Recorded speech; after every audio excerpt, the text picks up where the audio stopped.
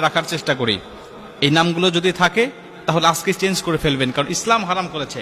এর মধ্যে প্রথম নম্বর রয়েছে রিয়া। আর রিয়া মানে হলো লোক দেখানো। এই রিয়া যদি কোনো মানুষের ইবাদতের মধ্যে থাকে, ওটা ইবাদতই নষ্ট হয়ে যায়।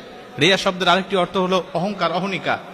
এটা যদি বাস্তব জীবনের উপরে প্রভাব পড়ে, বিশ্বনবী বলেছেন মানুষের নামের অর্থ, নামের প্রভাব তার বাস্তব জীবনের উপরে প্রভাব পড়ে, যার কারণে এটা দুনিয়া আখিরাত ভালো নাম হলে উজ্জ্বল করে দেয়, যদি এটা খারাপ নামের অর্থ বহন করে তাহলে দুনিয়া আখিরাত নষ্ট করে দেয়। এই জন্য অর্থবোধক নাম আমাদের রাখতে হবে, রিয়া নাম এটা রাখা যাবে না। দ্বিতীয় নম্বর হলো আসিফা। আসিফা নামের অর্থ হলো সে আফসোসকারী নারী, আফসোসকারী নারী বা হতাশাময় নারী। আফসোসকারী এই অর্থ যদি তার বাস্তব জীবনের উপর প্রভাব পড়ে, সারা জীবন তার আফসোস করতে যাবে, হতাশাময় জীবন তার কাটবে।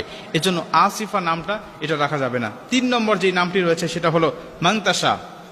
এটা বর্তমান সময়ে খুব জনপ্রিয় একটি নাম, মানুষেরা খুব আগ্রহ করে রাখে।